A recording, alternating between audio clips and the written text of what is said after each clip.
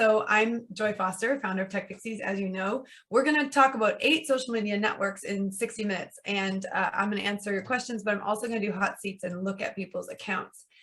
By the end of our time together, you are going to have clarity on which networks will work best for you, what and when to post, and how you can leverage social media to your full advantage. So can I get a thumbs up? I can actually see you. Give me a thumbs up if you're excited about that, if that works for you. You can also use the chat, totally up to you, whatever is easier. I can see the chat as well.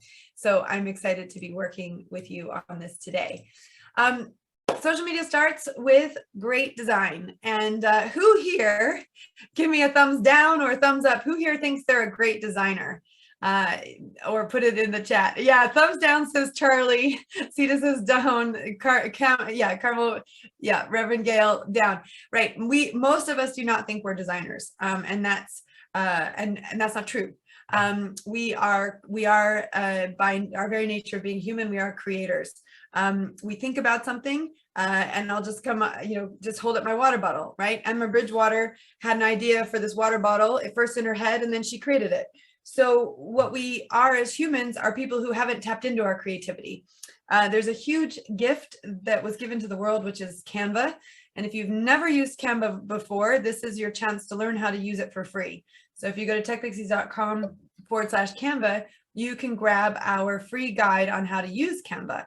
Canva is like the #1 design tool for social media. And what we're going to teach you how to do is create a vision board for your life, which will teach you all the skills you need as in terms of how to use Canva. And you'll be able to use those to create invitations to children's birthday parties, or to spouses' birthday parties, or to your mother-in-law's birthday party. You can also use it for your social media skills and your website and your flyers, etc. So just tell me, just so I know, if you've heard of Canva before and you've used Canva before, can you just put a yes in the chat? If you've never heard of Canva, never used it, put a no in the chat. And that will help me just know where we're at in terms of, so try. Okay, great. So a lot of you have heard of it. Great. So if you haven't heard of it, this is your opportunity to learn about it. And if you have heard about it, this is your opportunity to maybe learn some new tricks you didn't know. All right. So I'm going to invite you to stay with me till the end. I have a dictionary that I'm going to give you. It's 138 pages of social media terminology. So I appreciate that you're here and that you are giving me your time. So I want to give you something back. So at the end, I'm going to give you a link, and you can just grab that dictionary and check it out. So you're in good hands. I have leveraged social media to get engaged. True story. I have leveraged it to return to work 3 times. I've leveraged it to launch a business 3 times, and I've leveraged it to build a company which has positively impacted thousands of women's lives. So I've been doing this for a while. Who would like to know the story of how I got engaged? Because usually that's more exciting than the other stories. Yeah, Julia would like to know. June would like to know. Right. So my husband, who never does anything on social media, we had dated previously, and we'd broken up. We'd not seen each other for 7 years, and we were both going to be at the Beijing Olympics. And I agreed, or not agreed, I sent him a direct message through Facebook to say, let's get together, have a beer in Beijing, and see what happens. And 10 days later, we were engaged. I was living in California at the time. I sold everything that I owned, got on a plane, flew across the ocean, and set up a whole new life in Europe. And I've been here ever since. So that worked out pretty well for me. And that's because I sent a direct message to someone on Facebook. So that's that story. And I can share the other stories too, if you'd like those. Learning how to leverage social media professionally is the single most powerful way to improve your digital skill set and your confidence at the same time. So I really challenge you to go and do that Canva vision board training, and go and really work with Canva and learn how to use it, because if you can use that, you will be able to use social media in the way that you would like to use it, because that is really a starting point for it. Okay, let's start first and foremost by talking about the social media networks which are right for you. So I've broken social media into 2 groups, okay? 2 groups. And the first one is business to business, business to consumer, SEO, and news. And this is quite different to how you would post on these networks. So the first and foremost that we need to know is what B2B stands for and B2C stands for. So B2B stands for business to business. B2C stands for business to consumer. Now, if you run a charity, you're going to be effectively business to consumer, because you might have service service provisions for consumers who are consuming that service provision. So can you just put in the chat what you are, B2B or B2C? That would be really helpful for me. And Mike, I've seen your message. Don't you worry. All good. I hope you feel better soon. Okay, so Astrid says she's B2C. Edward says B2C. Okay, lots of you are B2C. Great. Okay, great. Lots of you are B2C. Okay, perfect. Let me just cover off B2B really quickly for those of you who might be interested in it. This might be the accountant that is selling to small businesses, right? So the small business is their effectively their consumer. So Twitter, LinkedIn, Clubhouse, Facebook, and Pinterest are the networks that they would be using, primarily focusing on Twitter, LinkedIn, and Clubhouse. But since most of you are not in that range, I'm going to sort of skip past that. I will just say, when you are looking for work, that is B2B, right? That's almost C to B, right? Consumer to business. So when you're helping people look for work, or you're looking for work yourself, LinkedIn is a great tool for getting connected to businesses. Edward, do you have a question? No, okay, great. I just wanted to check on that. Okay. B2C, which is what most of you are. Yes, I can, well, I'll have the recording going to you, but I can probably provide slides, Jules. I'll modify them a bit and send off the slides so that you have a copy to give to people who showed up today. So B2C, business to consumer, this is where most of you are. Well, guess what? All of the networks are great for that, which is a little bit worrying, because then you go, which one do I start with? But let's just walk through these. Instagram, Pinterest, Facebook, YouTube, Twitter, Clubhouse, and TikTok. So we're going to get into the differences between them in a minute, but just know that all of these networks have a direct consumer element to them. And that's really important. Okay, from a SEO perspective, so everyone know what SEO stands for? Search engine optimization. So what this means is when someone is searching for something specifically, they will find it. So if someone is searching for, so it's important to understand that YouTube and Pinterest are search engines. They are not social networks in the way that we understand a social network. They don't function the same way that Facebook does, for example, or Instagram does. So YouTube is the search engine for videos, and the Pinterest is the search engine for images. So if that makes sense, I'm just going to spotlight my video. I saw, just in case with the recording, sometimes the spotlighted video is the one that doesn't get seen. So I want to make sure that we're on there. So Pinterest is a search engine for images. And that's why when people are planning a birthday party, or they are planning a house renovation, they will go into Pinterest and they will look for ideas, and they will create pin boards around those ideas, because it's a visual search engine. YouTube is where a lot of people go to learn how to, how do I do this? How do I do that? How do I do this? And they can go and get started. My son was learning how to play the harmonica the other day on YouTube, right? So that's where it works. And the other thing to understand about SEO is it means that if it's linked back to your website, it can drive traffic to your website 24/7, 365 days a year. Whereas a regular traditional social media network will only drive traffic for a short period of time. So for example, if you use Instagram and Facebook and Twitter, it's out there for a short period of time, and it might live for a day or two or three. A tweet might live for a few minutes, but then it disappears. So you've got a limited time period for people to then click through and find it. Whereas on YouTube and Pinterest, these are long tail, meaning that someone might find your stuff a year later, 2 years later, and still benefit from it and come into your world. So really important to understand that difference in terms of what kind of content you're creating and how it helps people. This morning, I was trying to figure out how to put water into our camper van. I went to go look on YouTube to find a video to show me how to do that. That video was created 4 years ago, but it stands today, and it was very helpful, right? So that's how that works. So news, you're going to find your news, breaking news, industry news, that's all going to be on Twitter and LinkedIn, especially Twitter for breaking news. LinkedIn is going to have a lot of industry news. Facebook has news, but it's very clickbaity, right? It's a lot of like what's going on with the royal family, and it's what's going on with the Kardashians, right? It's not the kind of news that you're going to get on Twitter and LinkedIn. So in terms of the type of people you're trying to reach and the main functionalities, that's what we've covered with this matrix, okay? Let's talk about the way that you can leverage these networks in terms of the medium that you use it for. So images were how Instagram started, right? So when it first was created, it was literally a photo sharing platform. You would have a meal and you'd take a picture of it, you'd put it up there. You'd go for, you go for a hike in the mountains, you'd take a picture of it, you put it up there. So it was really image based. There were a lot of photographers who did really well on it because they were able to get their photography out there. It has shifted massively towards video, but there is still an image element to it. And it's important to know that. Pinterest is definitely 100% images. Now, again, they're introducing video. The big shift last year, especially where no one could see each other in person, last couple of years was video. Here we are right now. We are doing live video right now. So that's one of the things to recognize. Image is starting to be an older way of communicating, but it still is one way of communicating. The big difference between posting an image on Instagram and posting an image on Pinterest is that on Pinterest, your image will link back through to your website. On Instagram, it will not.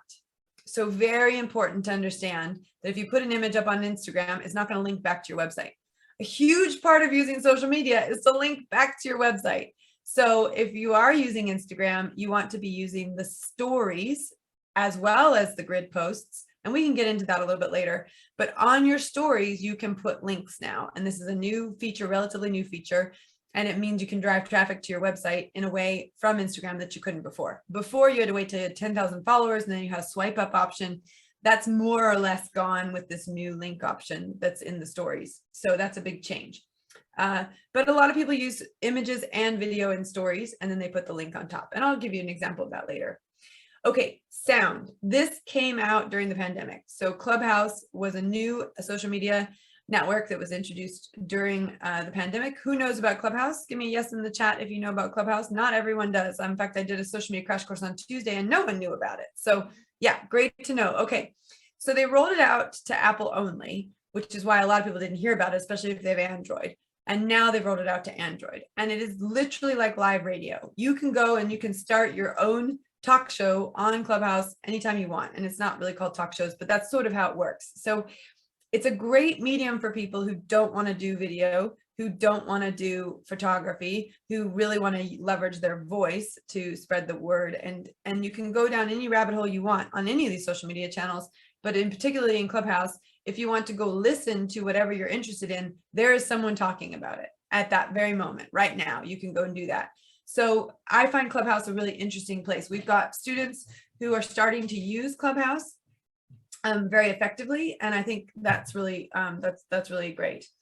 So Twitter has introduced some sound, and LinkedIn has introduced some sound, but they're not as well established as Clubhouse. And let me just say, it was a reaction to Clubhouse, just like stories were a reaction to Snapchat.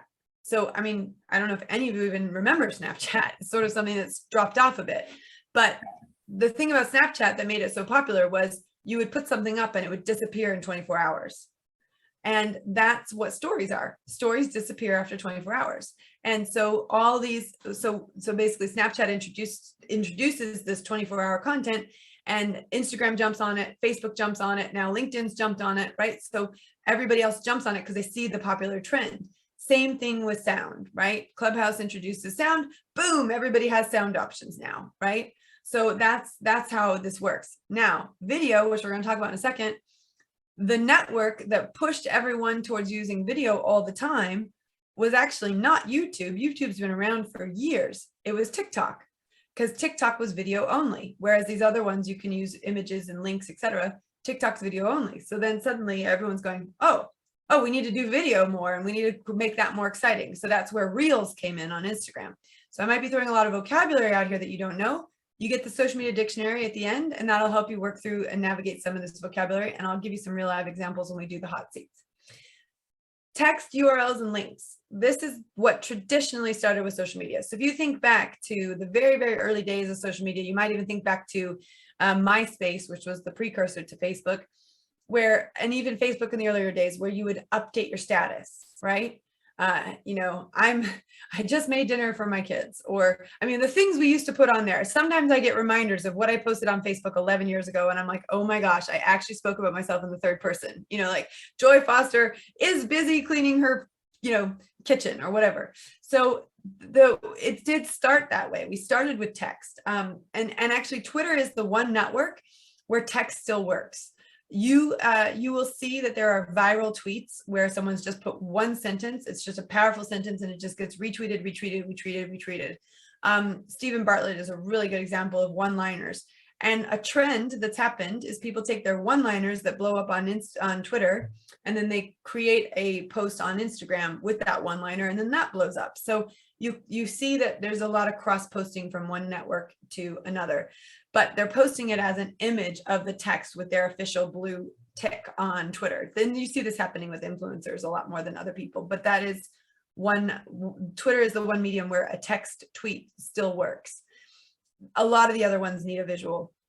What's really cool about Facebook and also about Twitter is that you can put a link. So if we put in techpixies.com/Canva onto Facebook, which is the Canva training that I just gave you for free, or we put it on Twitter, you're going to actually see a picture pop up onto the social media network. And I'll show you that again when we get to the hot seats. But those links mean that people click through and come to your website. And at TechPixies, we talk about something called the gray box of doom, where if your website doesn't look good on social media, you put a link onto social media and you get a gray box, right?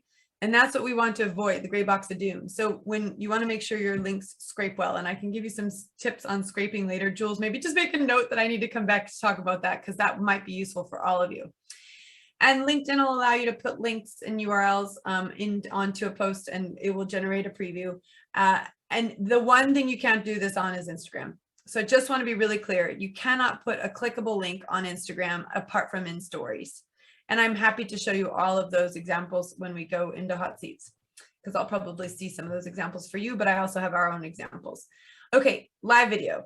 So I put video and then I changed it to live video because I want you guys to know that live video is the most powerful video tool out there, because it's like live television. Whereas Clubhouse is like live radio, live video is like live television. So live video became important for all of these different networks in the last couple of years, particularly with the pandemic. But it was already coming. You know, we saw video coming. We just didn't see live video coming to the extent that it did. So you've got TikTok, YouTube, Instagram, Facebook. You've also got LinkedIn, which is in beta. So I have live video on LinkedIn. It took me a year to get it, but I do have it now. And then Twitter also has live video, which you tend to see for, you know, things that are happening right now, those kind of immediate events that are happening or breaking news. All right, so those are the networks and sort of the matrix. What I would talk about, I'll give you some top tips on this, and then I'd love to know, based on that, which networks you're interested in. Astrid said, what's the name of the guy? Stephen Bartlett. Stephen Bartlett. He's one of the dragons. If you watch Dragon's Den, he's one of the dragons, and I can show you sort of how he is using, he's kind of a guru on social media, which is why I mentioned his name. So my top tips in working out which networks you should be on.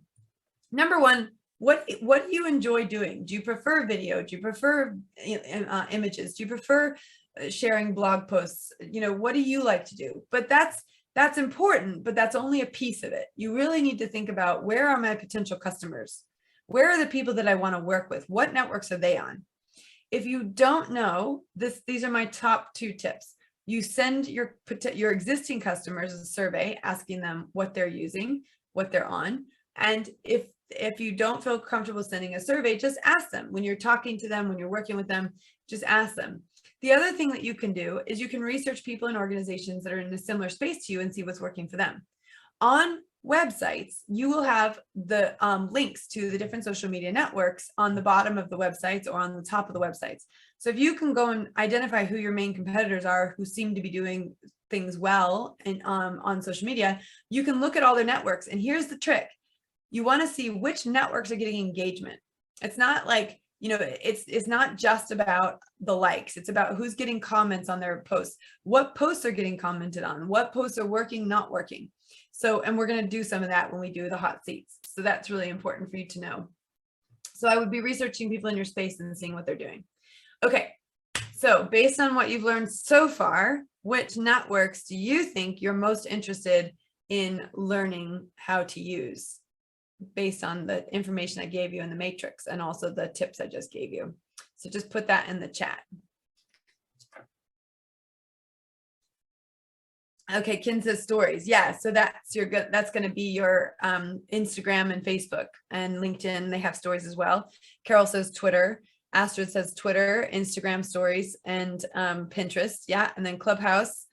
And Sadie says stories. Yeah, Link Up London says Pinterest. Yes. And then Charlie says Insta, Facebook, LinkedIn, Twitter. Great. Twitter and LinkedIn. Twitter and Insta stories. Really like to learn more about Clubhouse. Great. And Mike says Twitter and Insta. Great. This is great. Thank you for the feedback. Clubhouse and YouTube. Great, Eve. I love it. I love it.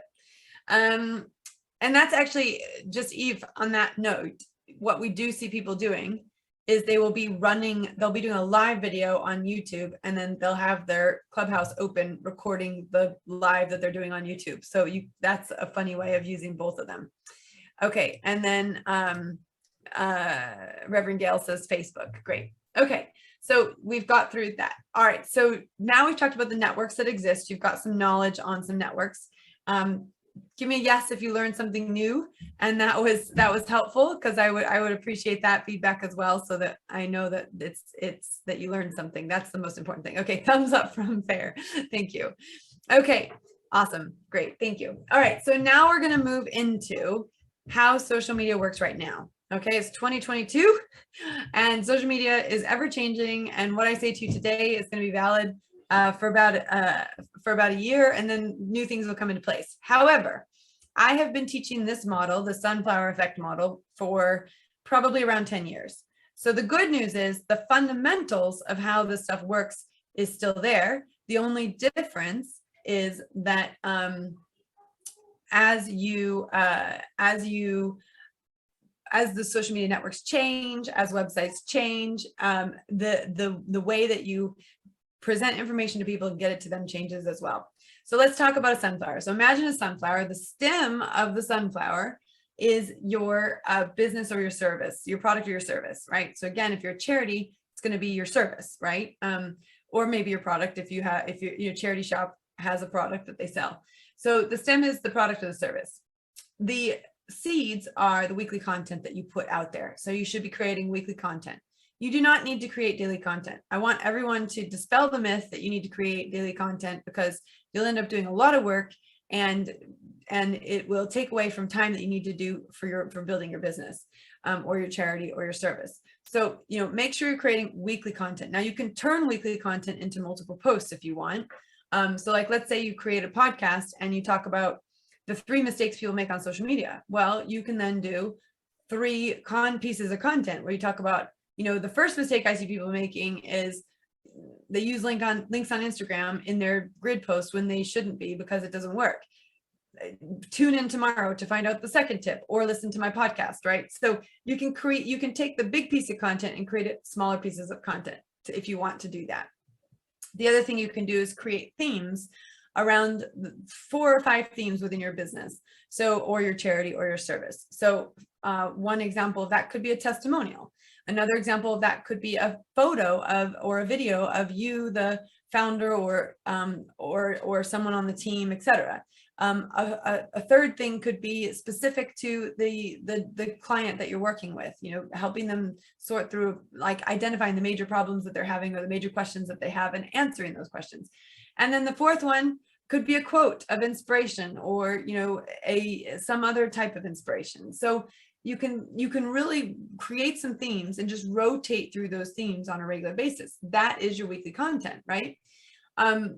The 3 ways that people are communicating in 2022 are blogs, podcasts, and videos. So a lot of people started listening to podcasts during the pandemic. We have 15 million podcast listeners in the UK alone.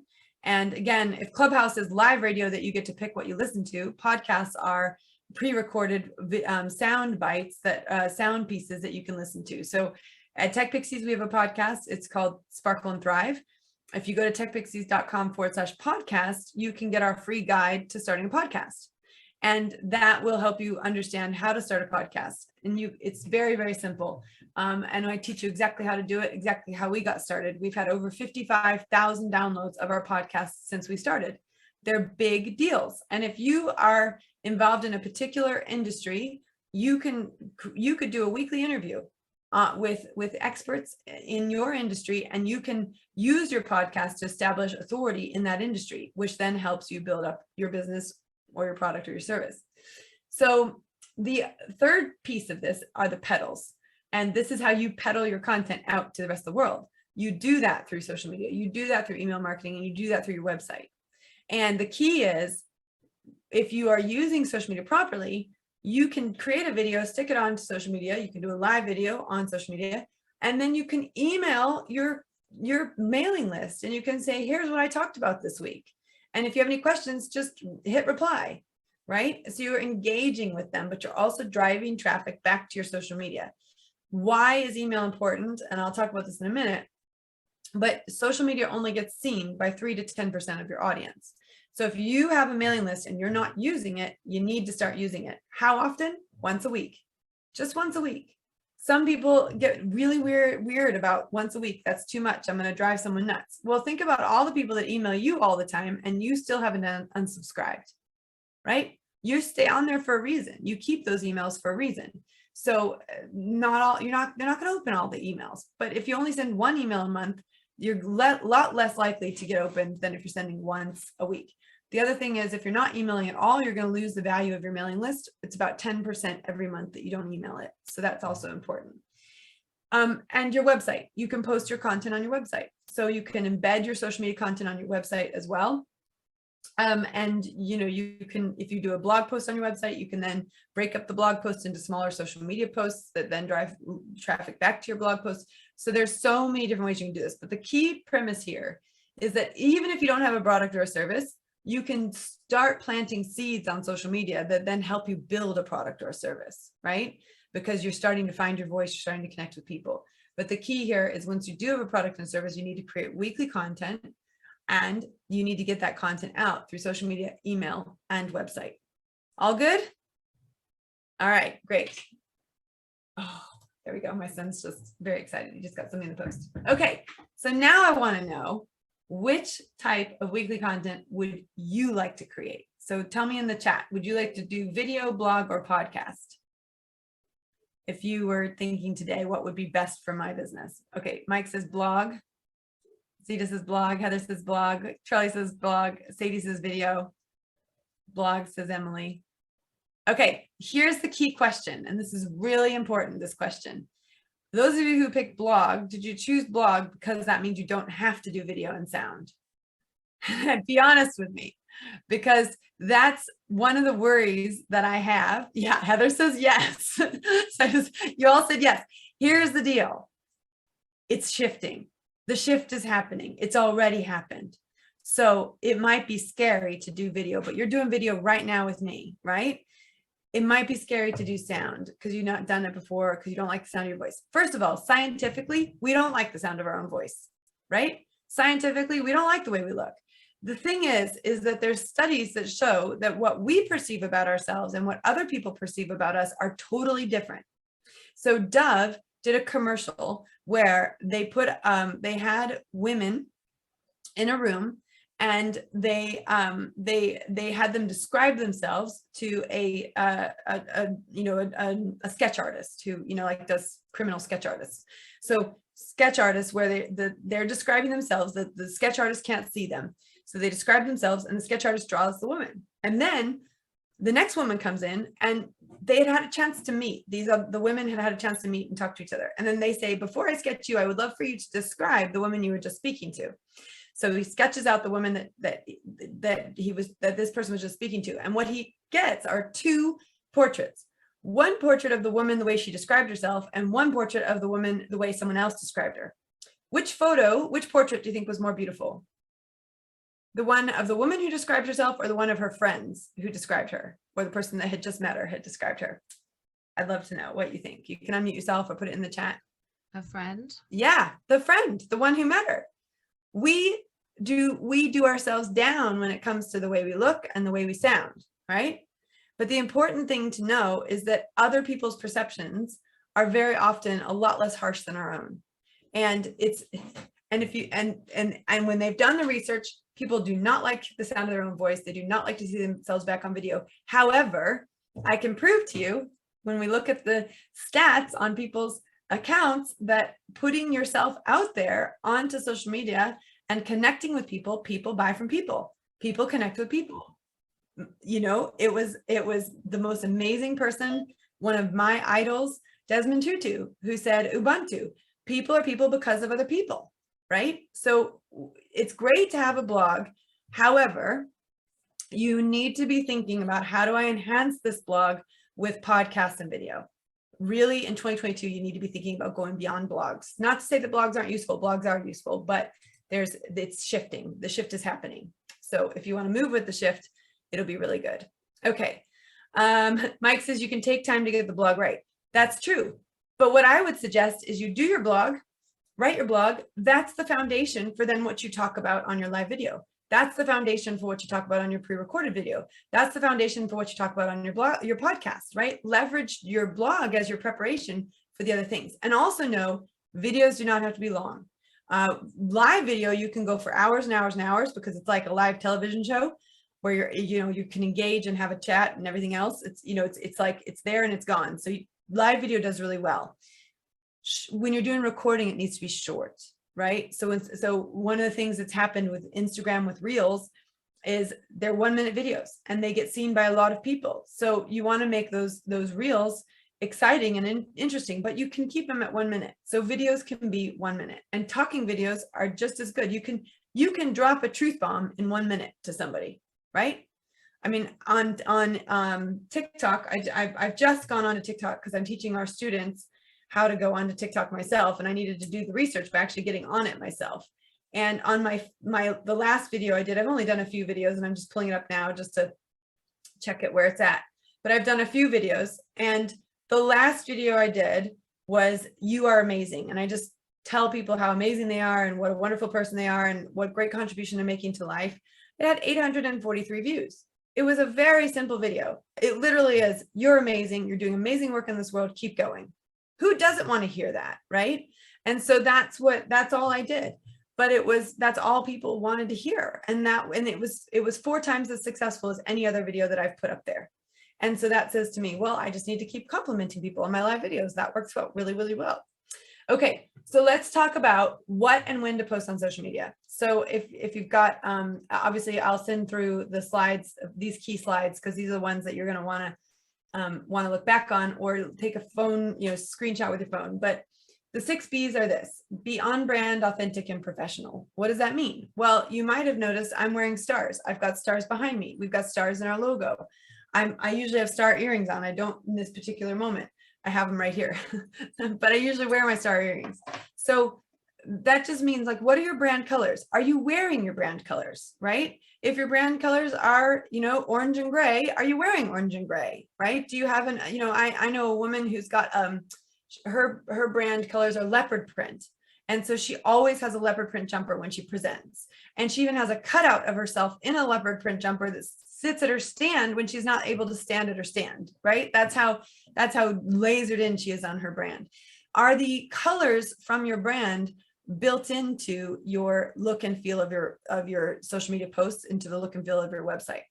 And authentic is authentic, right? It's, I don't have any makeup on right now. I don't wear makeup normally. So I didn't put makeup on to be here with you because that's not my authentic self.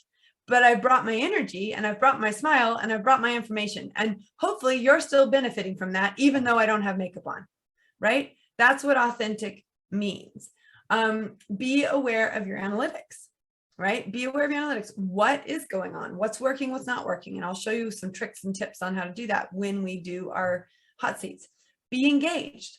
What does that mean? That means when someone leaves a comment, you reply to that comment. Today, I've asked you, I've said, what would you like to do? Which network would you feel like you would enjoy doing? And you've put chat, and I've acknowledged that. Julia said, the friend would be the more beautiful person. I saw that, and I'm clocking it, and I'm engaging with it. So if I ask you to chat again, you're more likely to chat again because I've acknowledged it. Whereas if I just ignore it, you're not. So think about when you post something on social media, if someone replies to it and someone comments on it, are you replying back? Are you commenting back? Are you engaging back? And I want you to think about if you messaged your best friend every day for a week and they never messaged you back, you'd either think something was majorly wrong with them, or you'd just say, you know what, they don't want to be my best friend anymore. I'm going to stop texting them. It's the same way on social media. If people comment on your stuff and you don't comment back, they just don't bother the next time, right? They got other things to do in their life. So be engaged, be consistent. It is, I talk about ghosting and posting when I talk about being consistent. So when you post and ghost, when you post and ghost, it means you post and then you disappear and you don't post again for a while. What we want you to do is post consistently. The algorithm is like a beast. You have to feed the beast. You do not have to feed the beast every day, but you want to be feeding the beast on a regular basis. What's the minimum amount that you should be feeding the beast? Minimum amount is 1 time a week. The ideal amount, 2 to 3 times a week.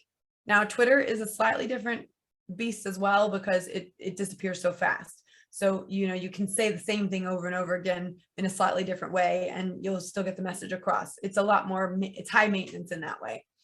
But be consistent basically means make sure you're posting on a regular basis, and don't post and ghost. Much better to post once a week for 7 weeks and then never, it's much better to post once a week for 7 weeks than it is to post every day for 7 days and then disappear for 7 weeks. Does that make sense? Okay. Beyond when your followers on. This is, who am I speaking to? When are they likely to be on social media? Now, a lot of the networks will tell you when your followers are on, but if you don't have a lot of followers, you sort of have to think, okay, who am I trying to target and when will they be on? I know that if I post something at 6 p.m. on a Friday night, no one is going to see it. If I post something, and here's what most people do. They get to 11 o'clock at night, they're about to go to bed, and they're like, oh, I meant to post that thing. So then they're like, just to feel better, they post it at 11 o'clock at night, and then they wake up in the morning and no one's seen it. That's because people aren't on social media at 11 o'clock at night, unless you're with a late night crowd. So think about when people are on social media. Think about when people in your audience are on social media. At TechPixies, a lot of the people we work with are women. A lot of them are on at 10 a.m. and 8 p.m., right after the school run and right after bedtime, right? Not all of them are mothers, but that's a typical pattern that we see. And also we see throughout the day, but those are the 2 times that we stick with. But we know Friday night, bad idea, right? Friday night's family night. We're not going to post on Friday night. Definitely not going to post at 6 o'clock when everyone's having family dinner. So that's what we've learned through experimentation. But you only learn that by being consistent and trying different time slots and doing different things. Okay, be relevant with your content. This means a lot of people think social media is a broadcasting tool. It's not. It's an engagement tool. So what this means is you're connecting with your audience, but you're not shouting at them, broadcasting at them. So what we find a lot, like, for example, I interviewed someone the other day who works with orchestras, and she was saying, well, before I came on board, they would just say concert, concert, concert, concert, concert, concert, concert, right? It's same post over and over again. We've got this concert coming up. And actually, that's not really relevant to your audience. What's relevant to your audience is, hey, we've got a concert, you should come. And let me introduce some of the musicians that are going to be at the concert and tell their personal stories and tell you why coming to this concert is going to change your life, right? So it's about taking the broadcast and bringing it a lot more home to people. And an artist, for example, in that example, is going to be more likely to share their own personal story with their audience than they are just, here's the concert poster, let's share the concert poster, right?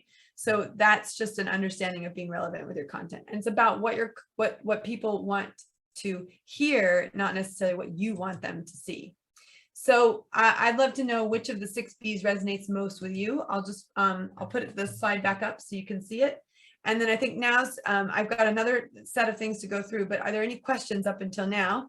If you feel like unmuting yourself to ask a question, I'm happy to answer questions up until this point, if that helps. But otherwise, I'd also like to know which of the 6 B's are most relevant to you. I'll put those back up now that I just realized you probably can't see them. So be on brand, authentic and professional, be aware of your analytics, be engaged, be consistent, be on when your followers are on, and be relevant with your content. Okay, Astrid says be relevant with your content. Yeah. Michael says be consistent. Carmel says be engaged, consistency, on brand and authentic. Yeah, Eve says be consistent. Great. Well, and that's just it. And some of you will be doing some of these things already, and some of you will have learned something new that you hadn't realized and are now going to implement, right? So that's great. Yeah, be authentic says Leonie, and Link Up says be engaged, and Mike says on brand and authentic. Great. Okay. So now tell me in the chat how many of you are selling something, even if it's a service or a product or a just give me a yes in the chat if you're selling something. And I know a lot of charities don't sell something, but there is an element of getting someone to sign up for the service that you're offering. Okay. I know not everyone's involved in charities. Okay, so Carmel says service. Heather says service. Kamiko says yes. Okay, great. Leonie says yes. Charlie says yes. Some of our services are sales based. Okay, yes.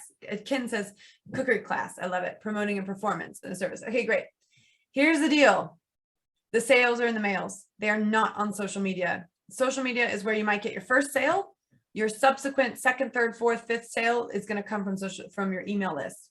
So you want to move your social media followers onto your mailing list, and you want to have another way of reaching people. This is because social media only gets seen by 3 to 10% of your audience. So if you want your stuff to get seen, you want to be emailing them. Emails get opened 20 to 40% of the time, right? I mean, I think Jules told me that you had 38 people signed up for today. Well, we've got 50% of you came, which is awesome. That also means that 50% of the people who were sent a reminder to come to this call probably clicked on it and opened it and showed up. So that means that Link Up has a 50% open rate. That's awesome. And if the only way you could get on this call was through a social media post, we all would have probably missed it, right? So who joined this call off of a social media post versus who joined this call off of an email? There you go. The answer is probably email. And yeah, Heather says email. Exactly. Email says Leonie. Exactly. So I've just proved this point to you by the very fact that you're on this call. Emily says email. So your online sales tend to convert at around 1 to 3%. And so if you're going to make sales, you want to build up an email list.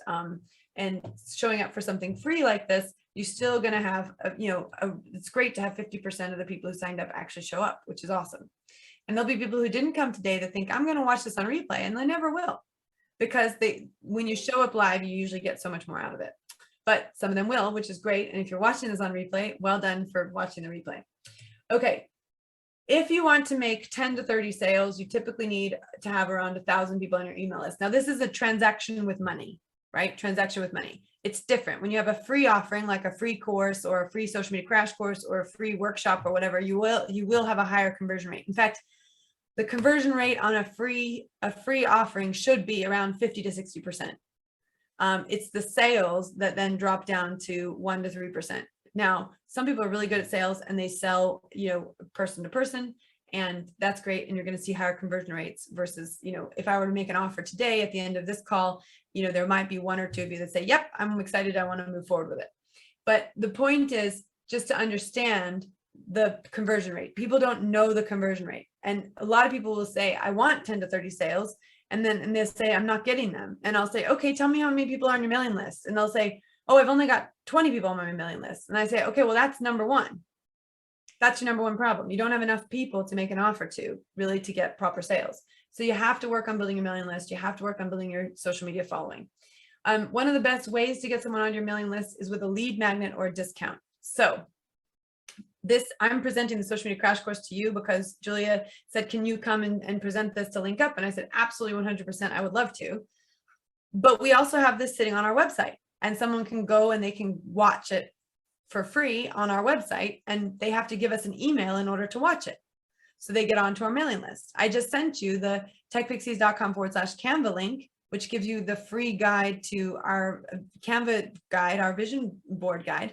When you put your email in, you will start getting our weekly emails, because that's a condition of us giving you the free gift of the techpixies.com, /Canva gift. So that's one way you can do it. The other way you can do it is with a discount. So think about Emma Bridgewater.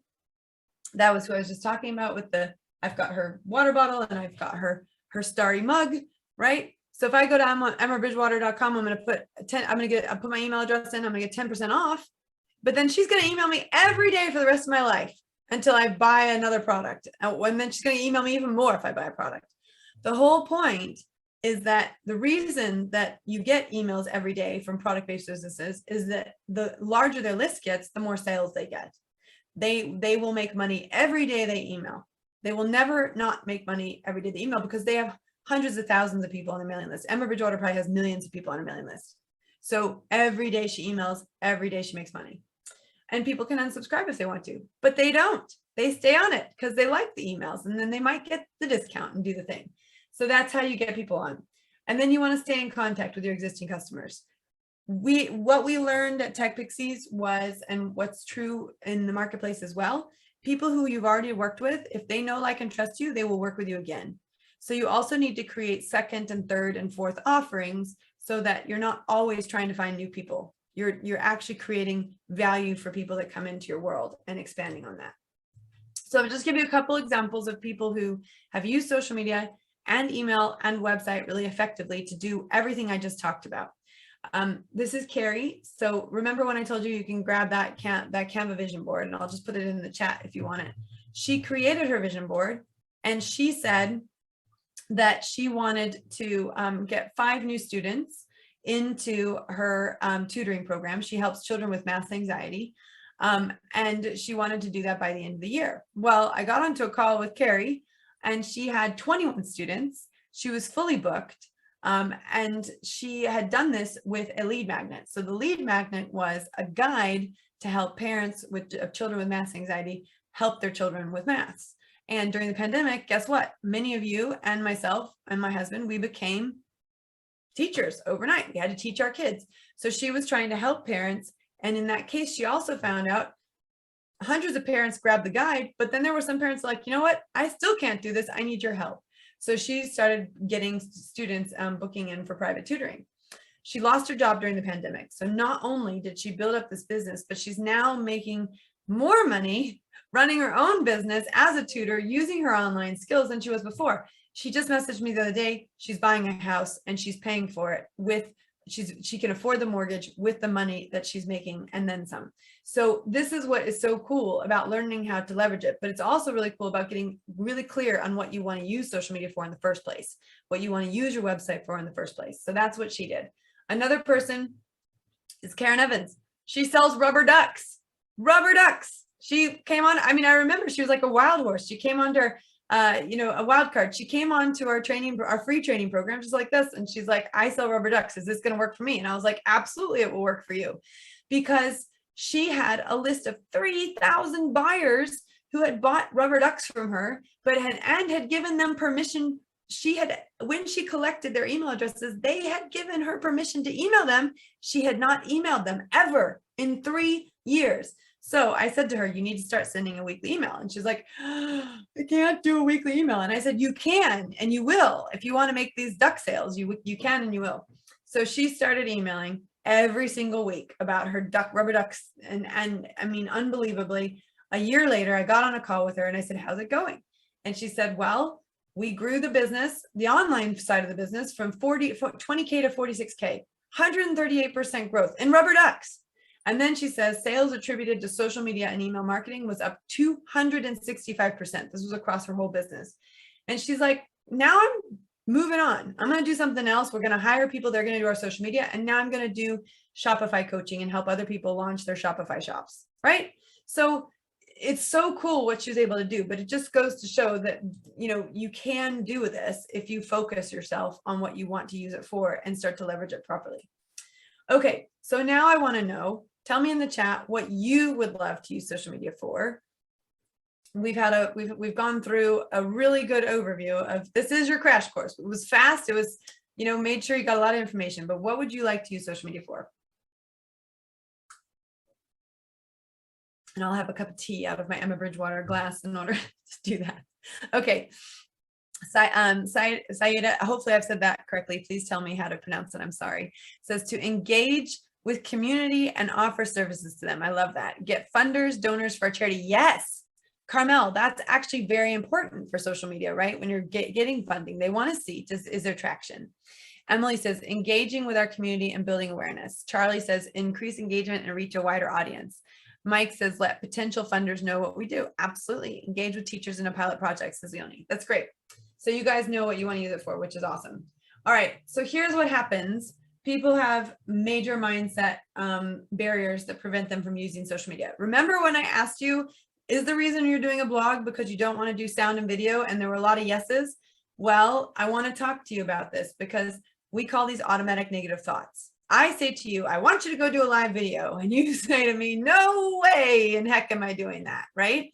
So that's called an ant, an automatic negative thought. And when we move forwards towards something we would love to do, we get covered in ants. They come marching out all over us, right? So here's what I hear all the time from people that I work with.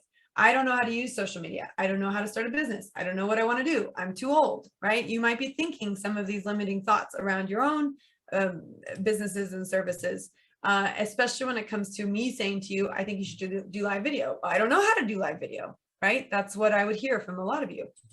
So there's massive power in a small word, which is the word yet. So I learned this from Dr. Carol Dweck. It was one of the first mindset shifts I made. It's one of many mindset shifts I had to make in order to use social media properly, but this one's one of the most important. If your brain thinks it's possible to learn something, it will start figuring out how to learn it. There's a great book by Marie Forleo called Everything is Figure Outable, which is, I think, a great accompaniment to this book mindset. So we shift to, I don't know how to use social media. We shift from, I don't know how to use social media to, I don't know how to use social media yet. Or I don't know how to start a business to, I don't know how to start a business yet. Or I don't know what I want to do to, I don't know what I want to do yet. And I'm not too old yet, right? That's how we change I'm too old.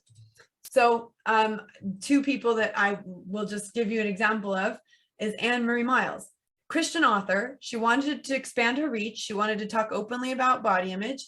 She was scared to death of podcasting. She got our free podcasting guide. She literally used it, followed it to the T. She put 10 episodes out and she had over 500 downloads. People are buying her virtual coffees now, and now she's upgraded her vision board to a TEDx talk, right? She's got the most beautiful voice and she's perfectly suited to podcasting. And it's something that she's really leaned into, but she's had to overcome a lot of ants in order to do it. But one of the things that I say to people, and this is very important, your fear of going on social media or your fear of doing a video or your fear of doing a podcast is nowhere near as impactful as the gift you will give to the people that you're speaking to, right? So the power is in the message that you have, and we have to take off our invisibility cloaks, become visible online in order to get that power transmitted. So another person I've worked with, a gal named Mikkel Khan, she was a baker. So when she learned how to use social media with us, she started with Instagram. She created these beautiful baking posts, realized that she didn't really like baking, but she loved Instagram now, and she was going to become an Instagram engagement coach. So she then, by upskilling with Instagram, decided, I love this so much, I'm going to go work in Instagram. So these are just examples of a few people that have overcome their ants in order to get results. So I would love to know, just like you've just now told me all the reasons you want to use social media, what are some of the ants that come up for you when you think about using a podcast video, live video, using social media, et cetera? Because let's reframe them with the word yet. So I'll give you a second to pop the word yet. Or if you want to say it out loud, you can just unmute yourself and say it, whatever is easier for you. No one will look at it, read it, or engage with it yet. Charlie says, I don't have the time capacity yet. Carmel says, not able to do this yet. Yeah, Leonie says, I don't know what to say yet. Yeah, I don't have time to do it well yet. Yeah, and one of my top tips for time, because that's come up twice, is batching. So with social media, you can pre-schedule your content. So you could one day a month, you could plan your content out for the whole month, schedule it, and then just let it run. And then your job for the rest of the month is just to reply to comments that come in. But you absolutely 100% can pre-schedule your content. And we have a lot of students who become social media managers, and that's what they do. Emily says it's not perfect yet, right? And actually, you know, we have a question around that. Does it need to be perfect? Can it just be done, right? Done, not perfect. What I find is when people start using social media, they find their voice and they find their message, and that becomes really, really powerful. It's in the act of posting that they discover who they are and what their message is. Okay, so I did promise you, for sitting through this whole thing, I promised you that you could go grab your social media dictionary. It's got 138 pages. I wouldn't suggest you print it out, but just have a, bookmark it, and you've got a visual for it. And if you don't know what things are, if I mentioned reels or stories or grid posts or whatever, go look all those terms up. Watch this on replay with that dictionary. You can look things up. It's techpixies.com/dictionary. And there's no email required for that. You just go grab it. It's yours. Okay. So that's that. And now I want to hand over to Jules to, and I'll stop sharing. And then I'm happy to, after Jules does whatever she needs to do or says whatever she needs to say, I'm happy to move into the hot seats.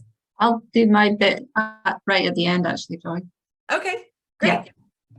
All right, so so there we go. So shall we do some hot seats? Who would like me to do some hot seats? I've already pre-selected a few based on the submissions that came in. So if you're happy for me to move on to that, I can. If anyone has any questions before I move on to that, can you let me know as well? Because this is your time. This next hour is for me to look at your stuff and give you that information. So let me just pull up my last email to Julia, because I had put in there all of my links. I would just say that just in case anybody does decide to disappear before the end, that we put the feedback link in the chat, which I think's maybe at the beginning. I think Akash will pop it back in. If you could fill that in, it's really helpful for us. Yeah, that would be great. And then we can tell Joy how amazing she was as well. Or is, I should say. But don't leave yet. We can do all of that again at the end. I just thought I'd jump in there just in case. All right, feel better, Mike. Okay, so I've got the ones that I've got up here, and we'll see who's here first. I want to prioritize the people who are actually here versus the people who might not have shown up. So I've got Infinity Space to Grow. Are you here? Are you here? Infinity Space to Grow. Okay. I also have One Place London. Is One Place London here? Okay. I've got KL Settlement. Is KL Settlement here? Okay. And then I've also got Grown Women Central. Grown Women Central. Are they here? And then I've also got EcoActive UK. Is EcoActive UK here? Oh, KS Settlement is here. Okay, Emily, we're going to start with you then. Perfect. EcoActive's here too. Who else is here? EcoActive, the one you did next. But yeah, I can wait just to let you know I'm here. Perfect. Okay, great. Well, let's start with, let's start here. Okay, so KLS Settlement. And I had, let me just pull this up here so that it's there. And then let me just shut that. And then let me also, actually, let me stop sharing for 1 second because I got to get all of your networks up. So give me a second. So we've got that one, and then we've got that one. Give me 1 second. And then the last one. All right, perfect. Okay, I've got them all up now. So this is a great one to start with because you've given me multiple networks to look at. So let's just start by pulling the screen up. So let's start with Instagram. Instagram's quite a fun one to start with. I'll follow you just so you get another follower there. So on Instagram, you want to make sure that you've got across all of them. And actually, this is something that you're doing very well. You've got the same handle across all of them. Let's just start there. So you can see how it's got Catherine Lowe Settlement. That's great. Well, sorry, you've got the name the same. What's not the same is the actual name. So when you go onto Twitter, it's KL Settlement. And when you go onto Facebook, it's KL Settlement. So your ideal scenario is to change the name here to KL Settlement as well, because then they all match up. So that would be my first suggestion. But I think the fact that you've got similarities across them is good. I think it's even better when they're the same. So one thing I always say to people is to do that. And sometimes they're taken. The other thing that I think you've done really well across all of the networks is you've got really good branding, right? So you've got there's brand identification across all three of the networks. It's very obvious. It's very easy to tell that that's what it is. And you've got sort of slightly different messages. You're using your billboard, which is really the top of your account, to get the message out to people. So that's really good. The next thing I look for when I'm looking at multiple accounts is in terms of your follower following ratio. So you've got a good follower following ratio here. It's sort of like 1 for 1. And on this one, you've got a bit more people that you're following than are following you back. So that sometimes that can cause problems, because when people go to follow you, they don't think you have the authority, right? Because of, of that. Now, there are ways to reverse this, where you can go in and you can unfollow people that don't follow you back, just to sort of clean out your following. But just know you have to do it in pieces, and it can be a little bit painful. So sometimes it's not even worth doing, but that can cause problems. People like to see that something's more popular. And then you've got 369, 436 here. So of these three, your largest following, your largest engagement is, or not your engagement, but your largest network is really Twitter. And so what we want to do is try and make sure the engagement is good there too. And you can see that with your stats. So for now, let's go back to Instagram. So I love that you've got a bio here, bringing people together in Battersea since 1924. We're a multi-purpose charity providing services for older people, refugees, and families. And what I would say is, where you can, and you don't have to, but where you can, it's nice to include some emojis. So you can say, you would have that on a line, and then you might put this on a line, and on another line. And then you might have older people, refugees, and families, and you might create some emojis that illustrate that. So I'm trying to think of someone in our community that has that sort of setup, but I'll show you a client that I used to work on. They use emojis, and it's for sports. And of course I can't get this to come up. So let's just see if we can get my internet to work. I've got internet. So yeah, let me just, okay. So we've got some emojis here, and we've got the resources there. But if I go to this client, I think they still have it set up. I haven't worked with them in a long time, but the Provis Sports, they've done this, they had done this well. So they've got the reflective sports gear, and then they've got the cycling, and they've got their arrow down here. So they've just sort of made it a little bit more visibly more fun with the emojis. So that's something to think about.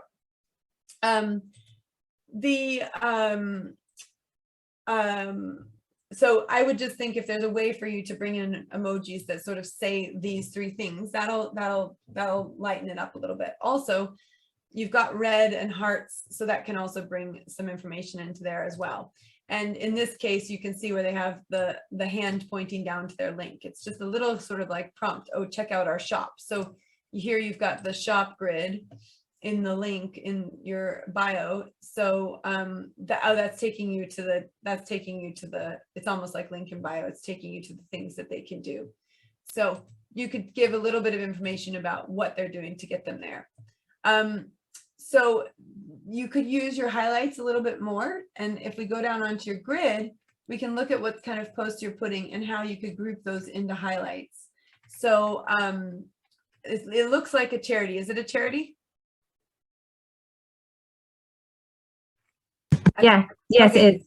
Okay, great. Thanks, Emily. So one thing that you can do is highlight, you could break your highlights up, and you could talk about success stories, community stories. You could talk about your trustees, like introduce your trustees. So you can talk about your services, right? So you can actually have your highlights almost be like a website, where you're saying, here's my testimonials, here's, here are the services we offer, et cetera. So I would think about how you can use your highlights to highlight your trustees, highlight your services, and highlight, your community events, things like that. On the posts themselves, the graphics are really great. I think it's a little bit of the case, and you can see it in terms of the engagement of what I was talking about earlier with the poster. Like, we've got this event, and you're sort of reminding people that you've got the event. Oops. But the worry I have is that it becomes, people aren't reacting to it. They're not really looking at it. They're not really connecting with it. So this is really where a video or a picture of a person is going to go a lot further. And something I want you guys to see is the difference statistically between the poster type post, the broadcast type post, and the actual interaction post where there's people. And that is the difference. So you can see this got 25 likes and it got 2 comments.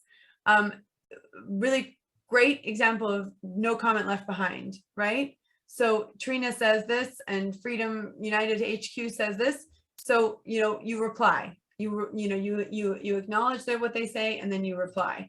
But you can see that this did really well in terms of engagement for various reasons. One, it's a bit controversial for, you know, and people who agree with the controversy of it, they will like it, right? And so that's why that one did well.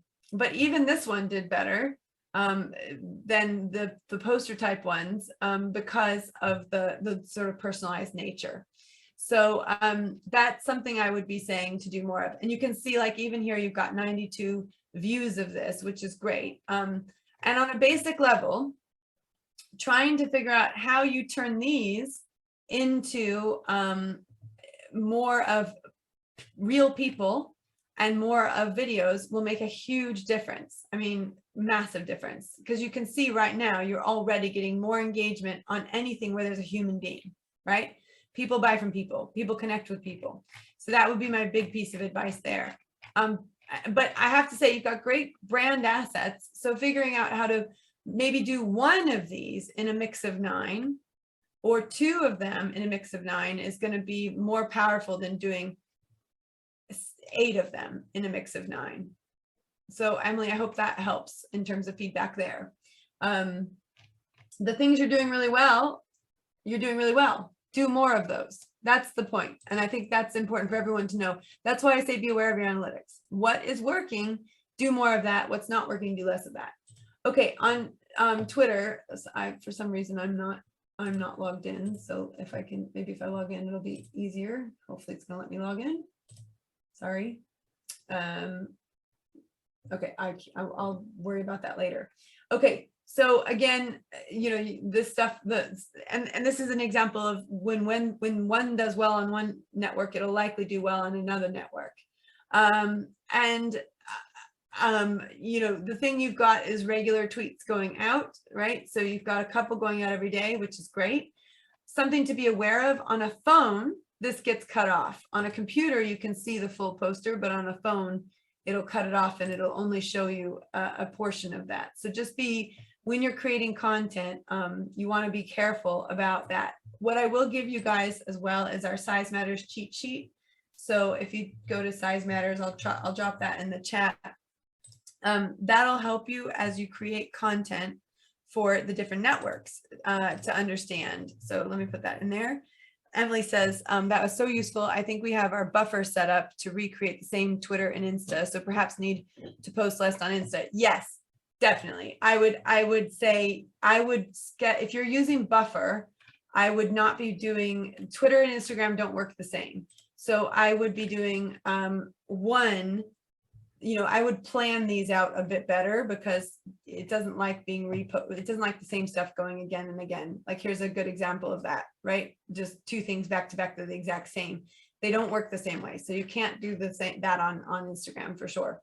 So yeah, I would just create a plan for both of them. But the Size Matters cheat sheet that I just put in there, that'll help you to identify what size the posts should be, so that you don't get this thing cut off like you would on a phone. Oh golly, sorry, it's not letting me. Let me see if I can. I don't know why it's not letting me do this. Let's see if it lets me log in. Okay, it's not letting me. All right, so I'll try and come back and look at that in a second. On Facebook, again, this is, you know, great. You've got your poster here, but again, it's just not going to get the same kind of engagement. And it looks like you've got similar sort of setup where it's sort of posting and then reposting. So yesterday at 11 it posted, and then yesterday at 3 it posted. So definitely you only want, Facebook is not, again, it's very, and look, you can see the number of photos that are going out. It does not like the content. The other thing is, I mean, it might like the content, but it doesn't like repeated content. The other thing about this is the algorithm will punish you. So if your content is not getting engagement, it will shut off showing it to people. So that's why, if you shift your strategy to the stuff that is getting engagement and do more of that, these other ones will do better, because they'll pull up this one. but there has to be more of this and less of this in order to get that result. So on here, it's the same way. And they'll show it to more people. And what I would be looking at, you know, a video interview with Peter on your Facebook page will get more views, more reactions, more interactions than a poster, right? You know, a 1-minute message from him will be much more impactful than a poster. So you can put the poster information, a link to the event, and you can put all the information around it. But if you can get him to shoot a 1 to 2 minute video about what he's going to be talking about at this, you know, at this Pride Talks thing, that's going to go a million miles further. If you get a nurse who's doing the jabs to do a 1 little minute video about why they should do the jabs, you know, that would be good too. Emily says, would it work to use older footage of him instead? Yeah, that'll work better than this, definitely. Or just a picture of him. But if you can get any kind of video content, even if it's short and sweet, even if it's just an inspirational clip of a previous talk, you know, if you have a 30-second clip where he says something really inspirational in a previous talk, and then you say, come and hear him live on this date at this time, and here's the link to sign up, you're going to get more interaction out of that than you will out of this. And it's not bad. It's just that it can be improved, right? So this is what I meant, everybody, when I was talking about making sure your links look good. This is an example of a link that does look good. So when she puts the link on, it automatically links, and you can click and it'll take you out, which is really, really well done, right? And Buffer does that really well. So that, and I did mention scraping. And so for those of you who don't know what scraping is, if you type in, you know, Facebook debugger, so I'll stick that in the chat. If you type in Facebook debugger, it'll tell you whether or not your website looks good on social media. So if I type in something like TechPixies, well, let me go find a link. Or if someone has a link to, well, actually we can check your links, because I think they're probably okay. Peter Thatchell tickets. This will just be a good example. So if I want to know what Peter Thatchell tickets are going to look like when I put it onto social media, I would put it in the debugger, and it's going to tell me what it looks like when I put it on Facebook. And it's going to tell me if I need to fix the link. Now I can't go into how to fix the links here because that would take too much time. But see, this is how that link is going to look. And that link will look good. In fact, in this case, that link is going to work better, for example, than the poster, because you can't click on the poster to go to the event. Oh, maybe you can. Maybe you've set that up. No. Okay, you've set that up. That's great. Well done.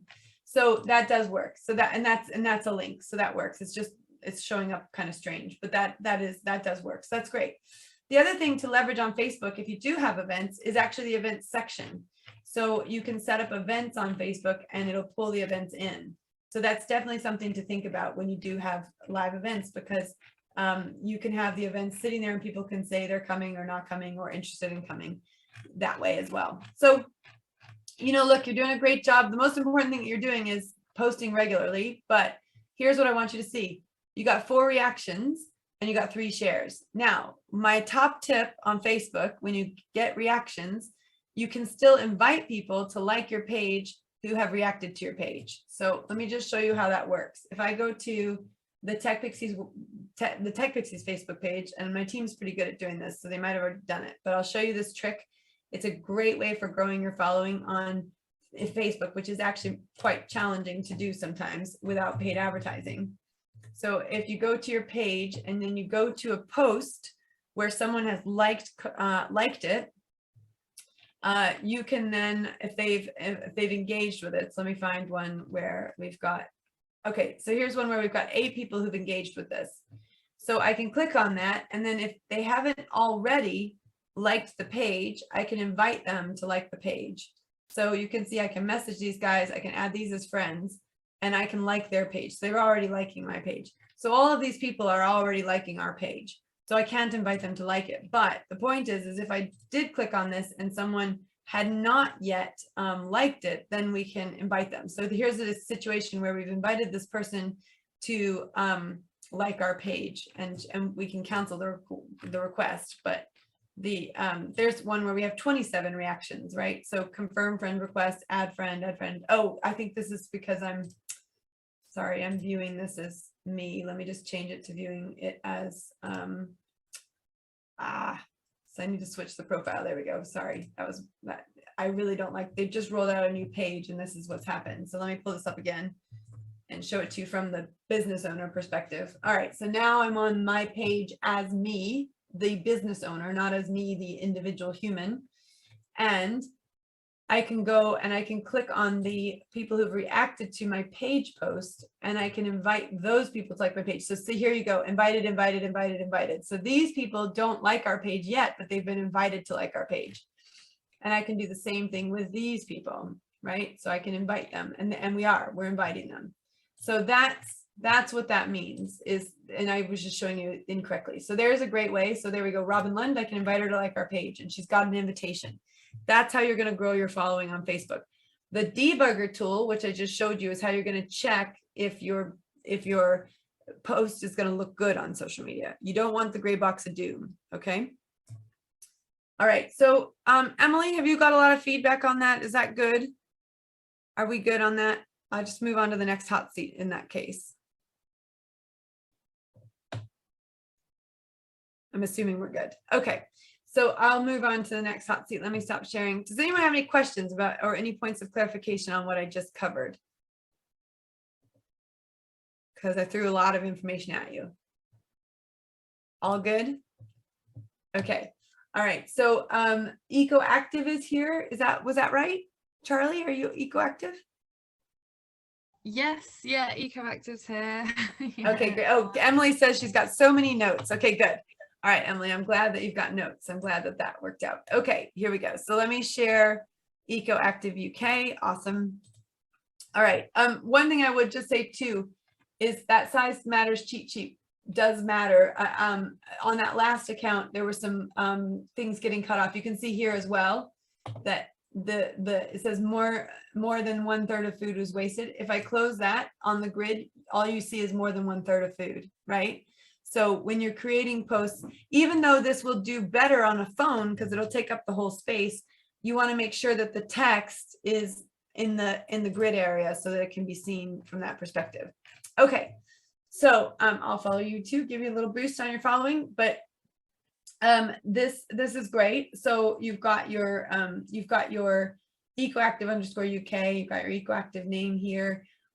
You've got some information, environmental education charity providing eco workshops for school and community gardening. Okay, there's brilliant emojis for this.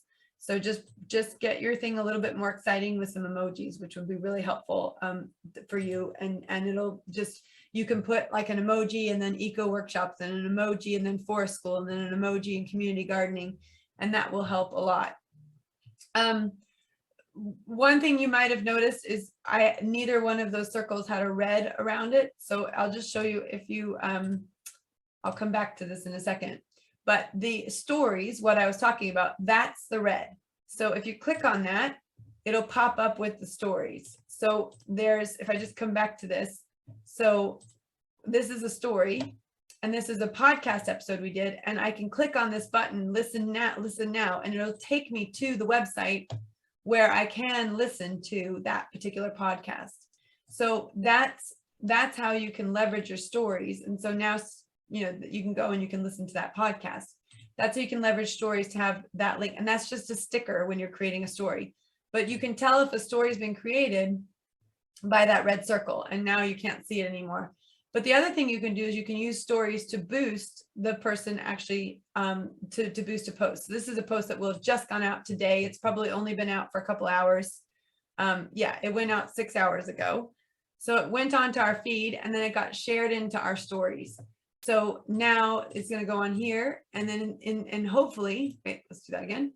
Hopefully we've tagged her correctly, and she can share it into her account as well. And it doesn't, I don't know if we have or not. Sometimes you can't see that if it's hidden behind, but that's how we can get that in front of more people.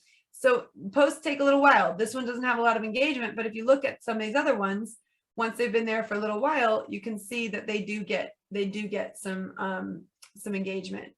And sometimes they don't, but we change as well. Like you can see here, I've got ours cut off, but here we managed to not get them cut off, and they seem to be doing better. And in terms of the Reels views, we've moved those to Reels. you can see that the Reels views, they might have 13 likes and 4 comments, but she's already had 953 views. This has already had 710 views. So it does make a difference. Video makes a huge difference compared to posts. If I go back to the eco active, right? And let me find it again. There we go. Eco Active UK. All right, let's go back to this. So I would you're using your highlights, which is great. I think it's very hard to read these if you're not on a computer, so just be aware of that. You could put the text that's here down here where the emojis are. That might be easier. What I do really love, and I want you guys to see this, they're using the colors, the green and the yellow all the way through. So you've got the brand awareness there with the colors, which is really, really great. Now, the fact that it's March and that's a Merry Christmas also tells me there might be some inconsistency with posting, right? Is that, yeah, that's fair to say. So that's something to be aware of because the algorithm doesn't like that. I also love that this, awards always do well. They always do well. And I think that that's great that you've done that and people want to support you in that. Now, what am I going to say?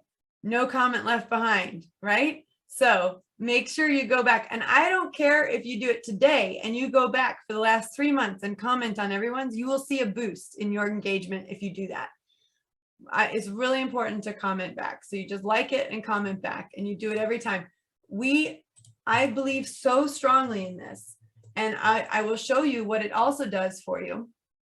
It counts. Your comment counts. So when someone comments on your post and then you comment back, it counts twice. So if I look at this where it says 9, if I scroll down, I'm just going to pause that. If I scroll down, there's actually only 4 comments. But because we replied back, it doubles the comments. But also you can see that it can create conversations, right? So I comment, she comments back. And so then you can have a whole conversation. That's engagement. That's connecting with your community.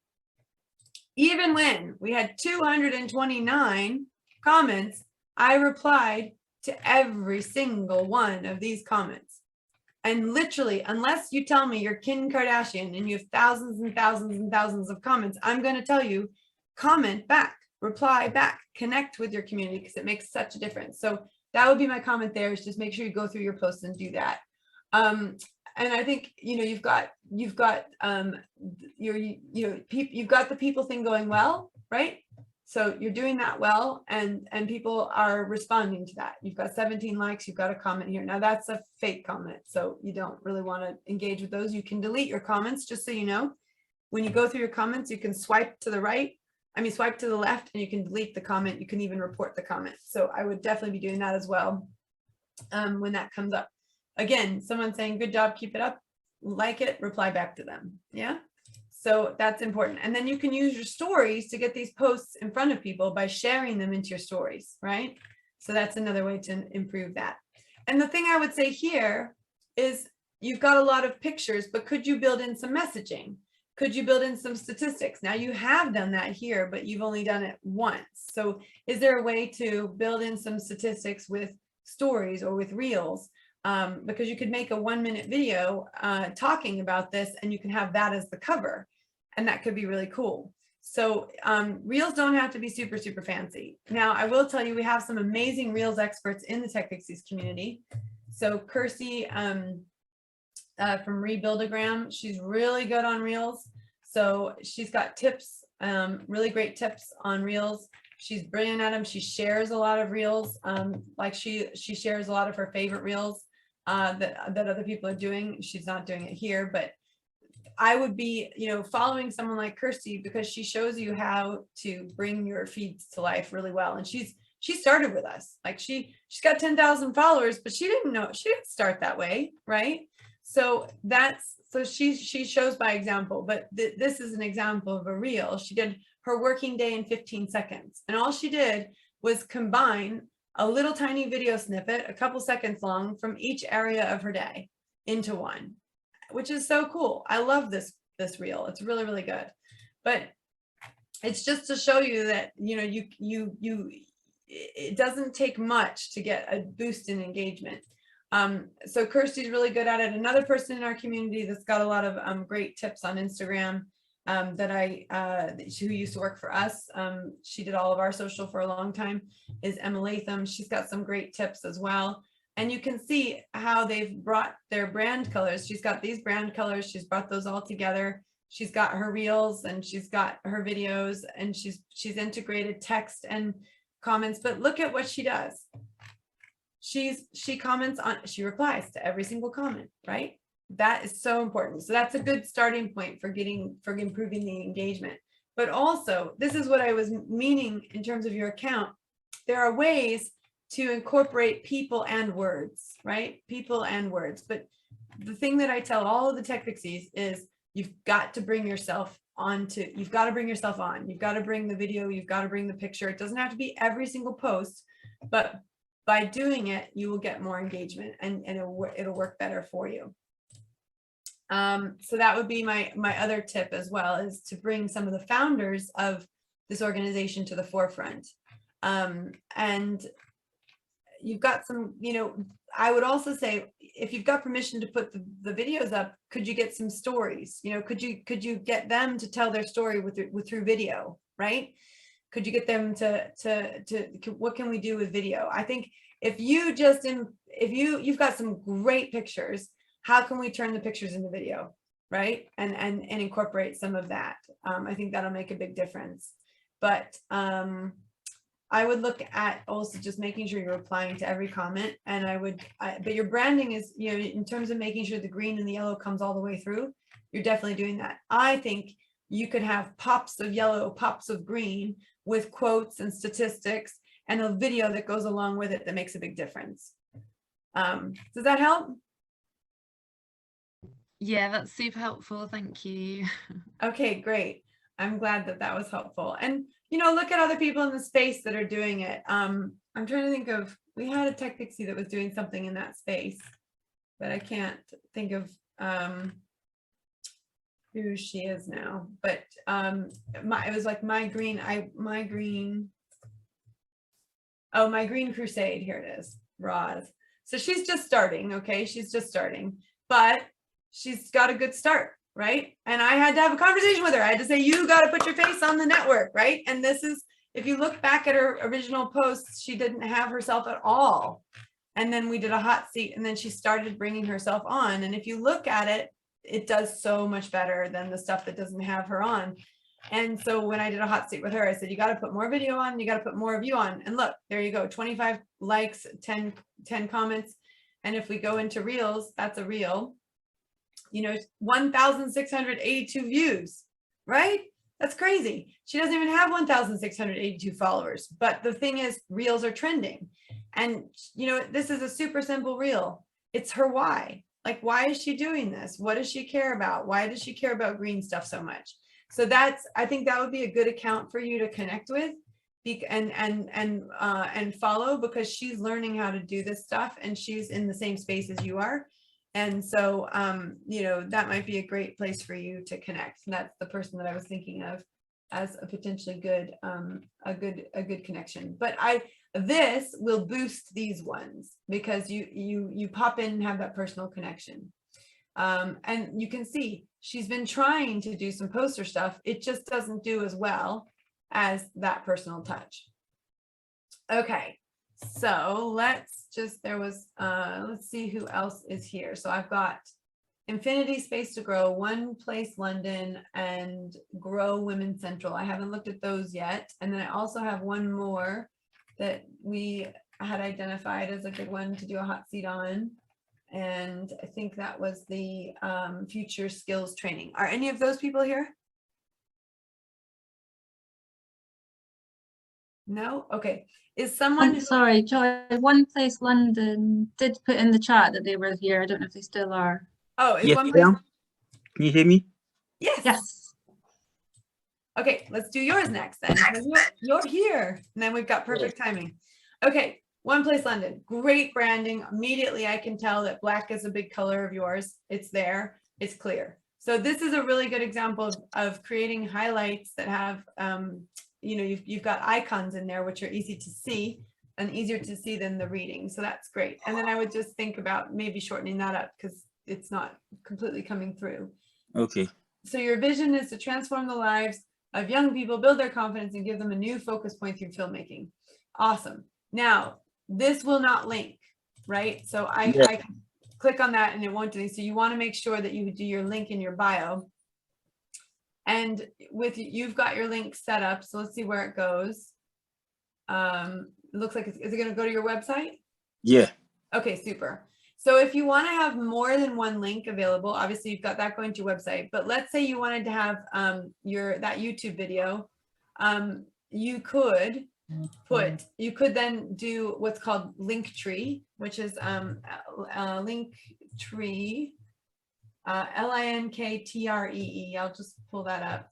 So it's free, but you can add multiple links to your Linktree. So we've got that at TechPixies. We use Linktree. Now you can use your website too, but let's see if it's going to let me log in. But what this does is it allows you to put multiple links in your bio. So, you know, whereas right now you only have one link, if you wanted to have that YouTube video link and your website, it would allow you to do that. So and it shows you, and you can also brand it with your brand colors. So this is an example, and it gives you statistics as well. So we have the free social media crash course as our top button. It also says we've had 38 clicks on it. So it gives you statistics. So we've got a free vision workshop. We've had 44 clicks on that. So that's where we get some additional stats. So here you go. Our Sparkle and Thrive podcast has had 149 clicks. So, you know, what we probably want to do, because that's got a lot of clicks, is move that further up. And we can do that really easily and move that up to the top. And so that's the number one, because that's the one people are clicking on. So it's a really nice way to create a menu, right? A menu item. So I would be thinking about doing Linktree for you if you want to have like YouTube, etc., multiple things going on. The next comment I would just say is, again, when you put up something that's not sized for the network, it gets cut off. And it can be harder for people to see, especially because this is also usually on a phone. So I would be thinking about how can I say this with actually an image and put all of the text into the text, right? So that it doesn't get cut off, because that's going to be important. And I would actually also encourage you doing a video inviting people to your spring workshop is going to actually do better than a poster. So, you know, what is the workshop? What are we going to be doing at it? You know, or even saying to someone, we're running a workshop in March, all about, you know, getting started in acting. What's the number one question you have about getting started in acting, so that I can get prepared for the workshop? Even if you know your content, asking potential people what they would love to know about the content gives you engagement. And it also gives you some real life questions from people who might be interested. And you can say you can find out more in the description of the post, right? So that will do really well. And you're in the film space, so you'll have really good footage on that. Again, this goes back to broadcasting versus engaging, right? Just that's one thing I would say there. The other thing is to look at what is getting engagement, and what is getting reactions, and what is getting comments. And I think you probably need a little bit of a call to action in terms of getting people to give you some kind of a response. I think the post that the person that I talked about earlier, who's really good at this, Instagram, is Emma. Let me just go back on Instagram. I would just look at how she's crafted her posts to get engagement. So she's got 36 comments here. So what is she doing? Let's dissect this, right? So she has a question right here, like hands up, who's already eaten their body weight in chocolate eggs, right? That's the question. And then, you know, she's also really good at commenting back. So she gets comments back. But the point is that, you know, she says, which will you use to inspire your content next month? She's asking questions. So one thing that you can be doing on your content is rather than just saying something, you can ask a question, right? You can ask a question. And also I would leverage the spacing a bit. You've got a lot of stuff like connected. You've got the text, you've got the @ symbols and the hashtags all connected. How can we spread that out a little bit more with the spacing, with your spacing? That'll make a big difference as well, I think. But here, there's one that's got 2 comments. So people have put emojis here, and with emoji, you just hit like, and then you reply with an emoji, right? That's how you do that. But it's that engagement that they've commented on something, and it's sort of saying, I acknowledge you, right? So that's a good start to do that. All right, and then the other thing too, I think, is consistency. Same thing as before. It's a little bit of ghost, post and ghost. So this was 3 days ago. That's great. This one was 1 week ago. That's great. So you've got some consistency going on here. That's March 11th. But sorry, you've got some posting going on, but there's inconsistency. That's February 27th. So how can you post more consistently? That's going to be one of your big steps.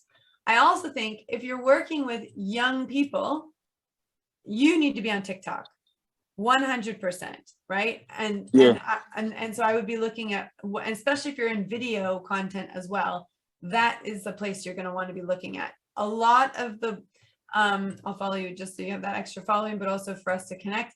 I really think that Instagram and Facebook are a much older audience than they were before.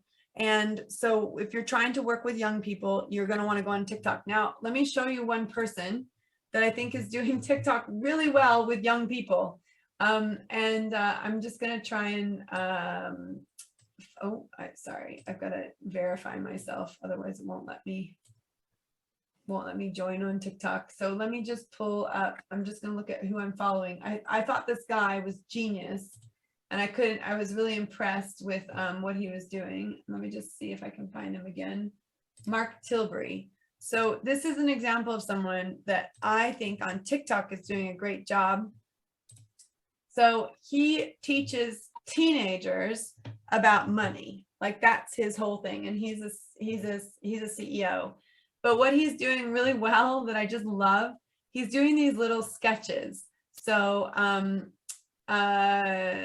this is a good example. So he's trying to help teenagers decide if they should become entrepreneurs or not.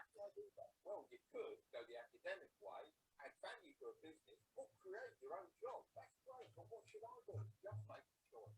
The worst thing you can do is stay stuck. But you know this, Mark taught me. He's a millionaire who teaches from experience. That's why I follow him. If I want to be rich, should I go? So he says the same thing in every single video. Mark taught me, if you want to learn from him, you should go follow him, right? So that's what he does really well. And he says the same thing at the end of everything, just come back, follow me and I'll teach you these tips. So he's got a call to action to grow his following. He's doing really well. He's got 7 million followers. I mean, this guy is not a young guy. He's an older guy, but he's figured out how to leverage the network in order to reach his target audience. And he's figured out how to do it in a funny, cool way. So it goes to show you that you don't have to be, and I think you probably are, young and vibrant, but it shows you that you could be, if the content is right, if it reaches the audience, it will reach, if the content's right, it will reach your audience. All right. So thank you very much. You're welcome. So hopefully that was helpful. Hopefully by looking at other people's accounts and getting my feedback on their accounts, that helped you get some feedback on your account. If we have 10 minutes left, if someone did not get their account looked at and wants to drop it in the chat, I can do a quick little review of that.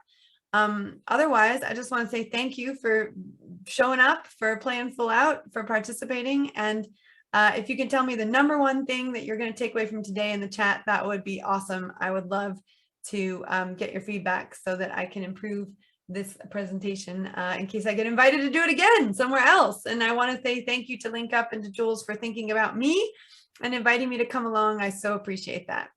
Thank you. I'm just waiting to see if somebody wants to do another hot seat with you. Market Berry Takeaway. I can look at that one. That one just came through. And also, can you touch on hashtags, Joy? Yes, I can. Yeah, if you can put the link to the, yeah, okay. I can't see the Marketberry takeaway, so I think if you give me the direct link, I can look at that. Yeah, let's look at hashtags. I think there's a lot of confusion around hashtags. So on hashtags, do your research, okay? Very important, because the not all hashtags work on all networks, and you want to see what is working. The other thing too is you don't want to be using hashtags that have millions and millions and millions of posts, right? That doesn't work so well. You want to pick your hashtags. Local hashtags are really helpful. Is this the Wandsworth Community Empowerment Network? Is that the one that someone popped in? So yeah, so let's see if there's some hashtags here, and I can give you some advice on that. So yeah, so you've got hashtags here.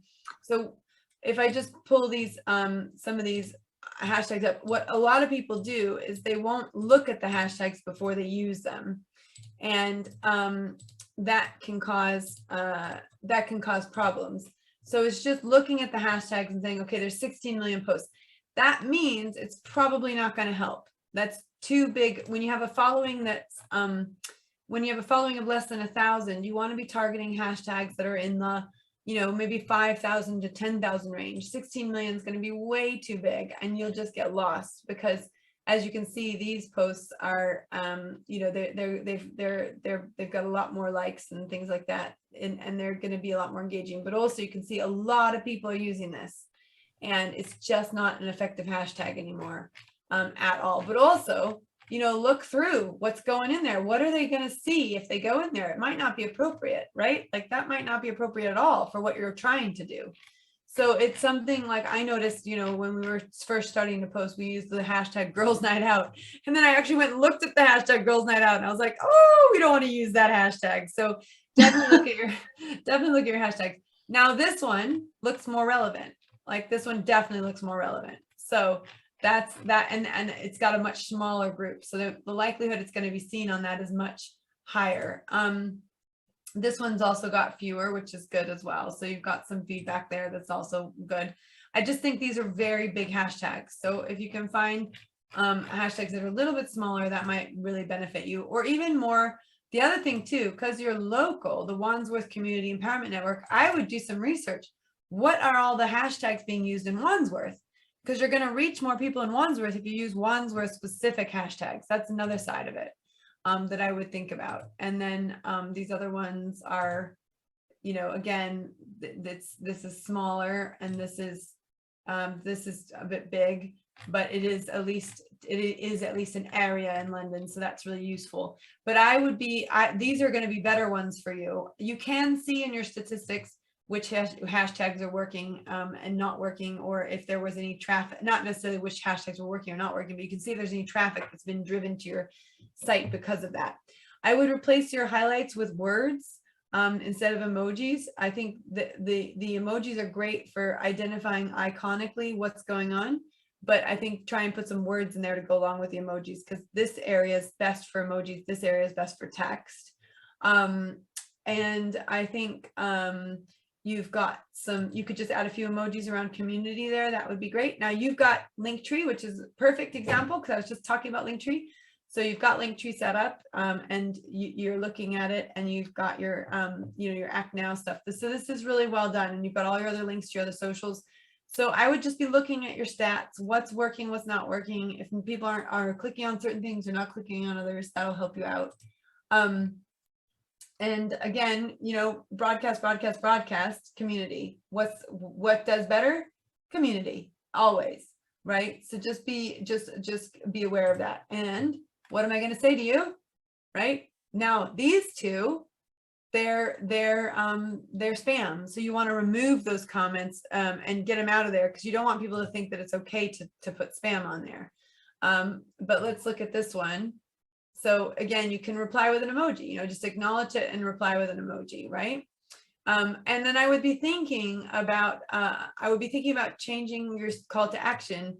And, you know, instead of can't make it downstream online links in bio, you could also, which I think is great, but you could also use this to say, who's coming? Tell us who's coming if you're doing it in advance, right? Who's coming?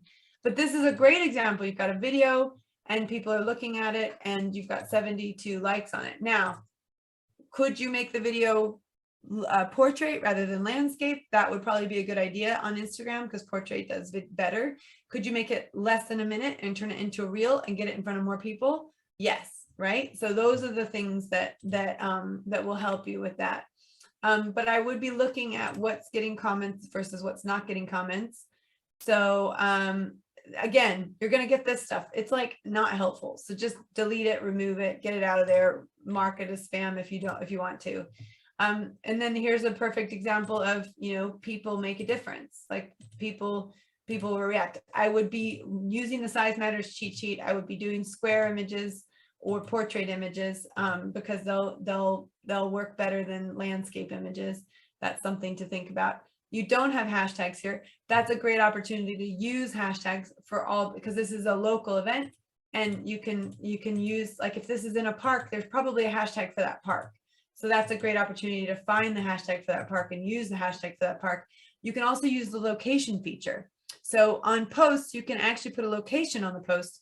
And that is really great for a thing like this, where the location is likely going to help get it in front of more people. So I would be definitely using the location stuff, as well as the keeping up what you're doing in terms of the people. But I would just look at what's working, what's not working, and figure out why it's working and why it's not working, right? And then this is the person that actually was posted on here, right? And you can tag people in the post and you can collaborate with people. That's more advanced stuff. But I think those little changes will make a big difference for you, for sure. Is that helpful? Yes, thank you. Okay, great. Well, keep up the great work. I mean, I think the most important thing is every account I've looked at is making some amazing impact in the world. So if you can learn how to leverage social media to your benefit, you will make the world even better than you already are. And that's why it's so important for me to teach people about social media, because I want them to get their impact out into the world. Okay, and thank you for all these these comments. Emily says the move to video. Charlie says pre-scheduling content. Yeah, you can use Buffer or you can use the networks themselves. So Creator Studio will let you pre-schedule on Instagram and Facebook directly.